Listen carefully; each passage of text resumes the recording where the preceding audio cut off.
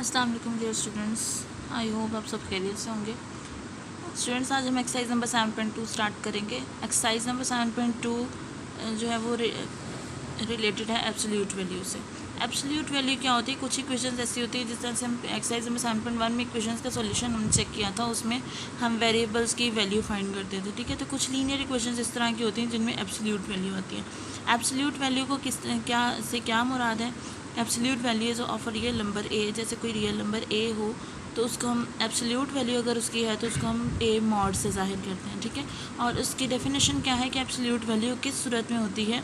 यानी कभी कभार इस तरह होता है कि ए की जो वैल्यू है, यानी कोई भी रियल नंबर है, उसकी वैल्यू पॉजिटिव भी हो सकती है। यानी अगर ए जो है वो ग्रेटर देन और इक्वल टू ज़ीरो तो पॉजिटिव भी कह सकते हैं, और नेगेटिव भी हो सकती है अगर ए जो है वो लेस देन ज़ीरो होगा। ठीक है, यानी मॉड यानी एब्सोल्यूट वैल्यू में दोनों चांसेस होते हैं, पॉजिटिव वैल्यू भी आ सकती है और नेगेटिव वैल्यू भी आ सकती है। ठीक है, तो उसको समझने के लिए यहाँ पे हम इसको भी देखते हैं, solving linear equations involving absolute value. जैसे कि हमें पता है कि जो भी वेरिएबल है, अभी हम बात कर रहे थे कि अगर वो एब्सोल्यूट वैल्यू से रिलेटेड है तो उसकी वैल्यू पॉजिटिव भी हो सकती है और नेगेटिव भी हो सकती है। ठीक है, एक्स पॉजिटिव और नेगेटिव दोनों कंडीशंस हैं, तो उसको हम सिंपली क्या लिखते हैं, x mod is equal to 3, यानी इस सूरत में इसको ट्रू स्टेटमेंट बना देते हैं। ठीक है, एब्सोल्यूट वैल्यू से रिलेटेड कुछ प्रॉपर्टीज़ हैं जो भी हम यहाँ पे देख लेते हैं। अगर ए और बी कोई रियल नंबर्स हों तो a mod will be greater than और इक्वल टू ज़ीरो। ठीक है, यानी ज़्यादातर चांसेस ये होते हैं कि अगर मॉड लिया जाए तो वो ग्रेटर दैन और इक्वल टू ज़ीरो होगा। ठीक है, या लेस देन भी आ सकते हैं। सेकंड है माइनस ए। अगर कोई भी मॉड में वैल्यू है और उसका माइनस में वो वैल्यू है तो उसका जब आप मॉड हटाएंगे, या सिंपली आप उसको ये कह सकते हैं कि अगर मॉड में वैल्यू नेगेटिव है तो आप उसको पॉजिटिव लिख सकते हैं, क्योंकि मॉड जो है वो उसको ग्रेटर दैन और इक्वल टू ज़ीरो के अकॉर्डिंग पॉजिटिव यानी ग्रेटर दैन बना देगा ज़ीरो को। ठीक है, अगर वैल्यूज़ मल्टीप्लिकेशन में है तो आप उसको सेपरेटली भी लिख सकते हैं, और अगर यहाँ पे भी इसी तरीके से डिवीजन में है तो आप उसको सेपरेटली सॉल्व कर सकते हैं। ठीक है, अब सॉल्व किस तरह से किया जाता है? इस तरह की इक्वेशन जब भी मॉड आ जाए तो यानी एब्सोल्यूट वैल्यू से रिलेटेड कोई सॉल्व आ जाए इक्वेशन, तो उस सूरत में आपने क्या करना है, आप उसको दोनों सूरतों में यानी पॉजिटिव और नेगेटिव दोनों सूरतों में आप लिखेंगे और उनको सेपरेटली सॉल्व करेंगे। ठीक है, जैसे एग्जाम्पल में देखें, ये एक वैल्यू थी 2x plus 3 is equal to 11। तो डेफिनेशन के अकॉर्डिंग ये जो मॉड वाला हिस्सा है ये पॉजिटिव भी हो सकता है और नेगेटिव, यानी इसकी जो वैल्यू है वो पॉजिटिव भी आ सकती है और नेगेटिव भी आ सकती है। तो आप इसको एक दफ़ा पॉजिटिव और एक दफ़ा नेगेटिव लिखते हैं, लेकिन प्रैक्टिस यानी डेली बेसिस जो हम आमतौर पे क्वेश्चंस करते हैं तो हम उसको सिंपली क्या करते हैं, जब भी हमने इसका मॉड हटाना हो तो हम इसकी जो राइट हैंड साइड वाली वैल्यू है उसको पॉजिटिव और नेगेटिव लिख सकते हैं। या जैसे यहाँ पे भी पॉजिटिव है और नेगेटिव है तो आप यहाँ से साइन नेगेटिव जो है वो दूसरी साइड पे शिफ्ट कर लें, या जिस तरह भी, मतलब सिंपली आप इसको ही कर सकते हैं कि जो राइट हैंड साइड वाली एक साइड की जो वैल्यू उसको आप पॉजिटिव और नेगेटिव लिख सकते हैं। ठीक है, तो उसके मुताबिक आप इसको सॉल्व करेंगे। सॉल्यूशन के बाद क्या होगा, अब ये एक पॉजिटिव वैल्यू आई है, एक नेगेटिव वैल्यू आई है, आप इन दोनों को बारी बारी इस इक्वेशन में सॉल्व करके देखेंगे कौन सी वैल्यू इसको स्टेटमेंट को ट्रू बना रही है। 4 से भी आंसर ट्रू बन रहा है और अगर -7 लगाएं तो फिर भी आंसर जो है वो इक्वल आ रहा है।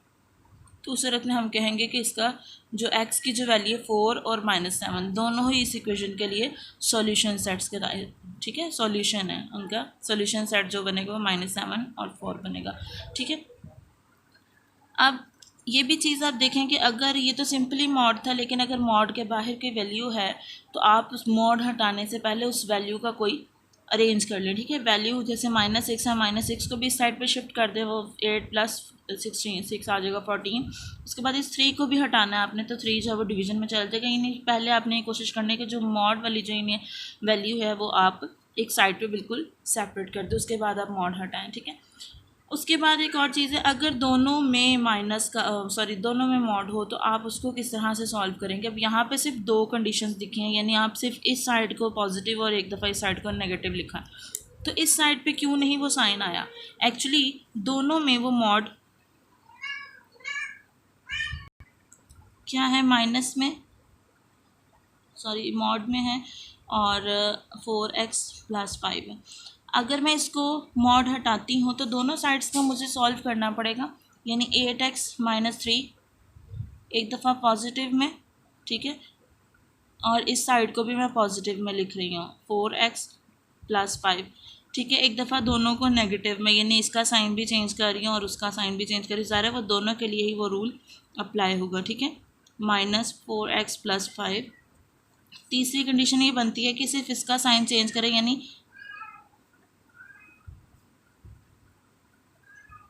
और एक दफ़ा आप इसको पॉजिटिव रहने देंगे और इसको नेगेटिव बना देंगे। ठीक है, तो इस सूरत में अब आप देखें कि पॉजिटिव पॉजिटिव दोनों साइंस में सूरत में क्या बनेगा, ये 8x - 3 = 4x + 5 यही बनेगा।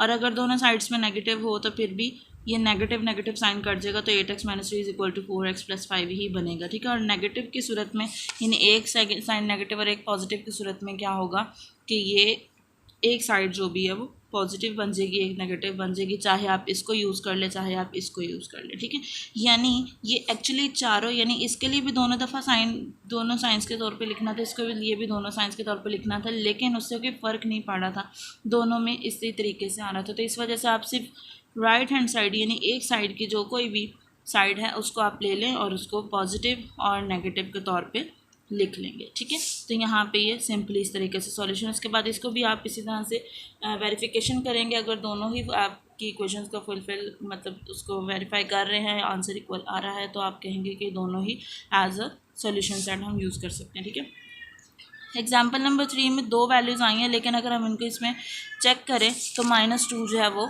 इसको वेरीफाई नहीं करेगा, लेकिन +2 जो है उससे आंसर इक्वल आएगा। तो आप कहेंगे कि इसका जो सोल्यूशन सेट है वो सिर्फ x = 2 बन रहा है। ठीक है, तो इसी से रिलेटेड अब एक्सरसाइज की तरफ आते हैं। आइडेंटिफाई द स्टेटमेंट्स ट्रू और फॉल्स।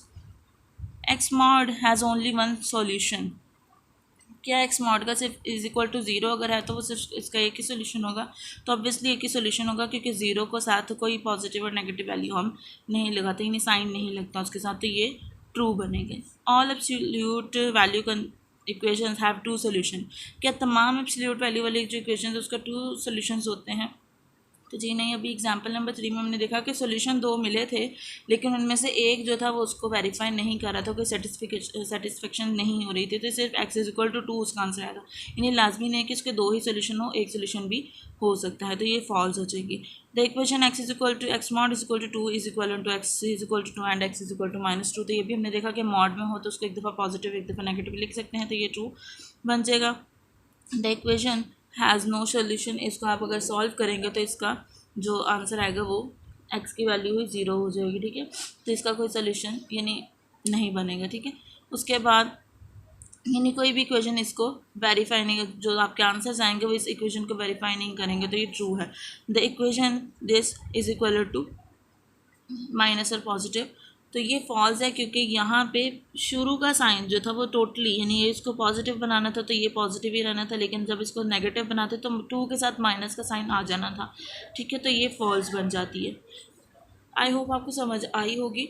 एक्सरसाइज क्वेश्चन नंबर 2 की तरफ मूव करते हैं। क्वेश्चन नंबर 2 में आपने x की वैल्यू फाइंड करनी है, सिंपल से क्वेश्चन है। ठीक है, जैसे मैं पार्ट 2 को सॉल्व करी, 1/2 3x + 2 - 4 = 11।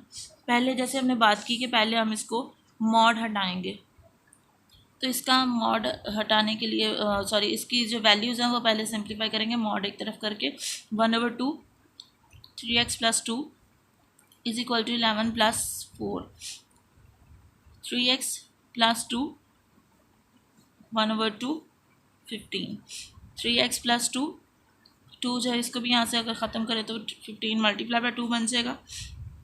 3x + 2 = 30।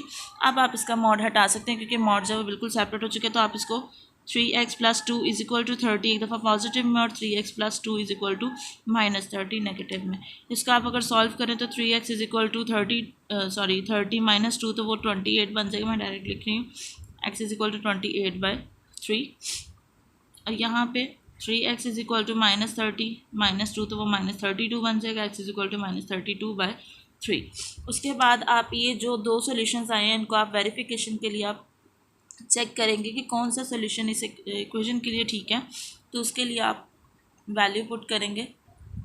तो ये हमने अभी क्वेश्चन किया था, तो इस क्वेश्चन को हमने जब सॉल्व किया था तो सिंपली ये बना था, तो इसमें आप x की वैल्यू एक दफ़ा 28 3 × 28/3 प्लस 2, सॉरी, और ये मॉड में है, is equal to 30, 28 plus 2 is equal to 30 and 30 is equal to 30। ये मॉड में है, मॉड में आपको पता है कि आंसर हम इसको पॉजिटिव लिख सकते हैं, यानी ये ट्रू बन रही है। ठीक है, दूसरी इक्वेशन के साथ भी, दूसरे जो सॉल्यूशन हमें मिला था उसके साथ भी हम कर लेते हैं। ये था 3x plus 2 is equal to 30, 3 into x की value -32/3 plus 2 mod is equal to 30, 3 से कैंसिल हो गया, -32 plus 2 is equal to 30, -30 is equal to 30, और मॉड में नेगेटिव वैल्यूज भी जो है वो पॉजिटिव लिख सकते हैं। तो ये आपका आंसर ये भी ट्रू बन रहा है, यानी इसके जो दोनों सॉल्यूशन सेट ये जो दोनों इक्वेशंस हैं, ये दोनों आंसर्स हैं, वो दोनों ही हमारे सॉल्यूशन सेट हैं। ठीक है, तो इसका जो आंसर होगा वो होगा 28/3 एंड -32/3। ठीक है, तो इसी तरीके से आप इस इक्वेशन को, तमाम तर इक्वेशंस को आप सॉल्व कर सकते हैं सिंपल से। तो आपका जो होमवर्क है वो आप ये एक्सरसाइज नंबर 7.2 कंप्लीट करेंगे, और उसके बाद मुझे आप इसका अपना जो सॉल्यूशन है उसका होमवर्क जो आपका, उसके मुझे पिक सेंड करेंगे। अपना ख्याल रखिएगा, अल्लाह हाफिज़।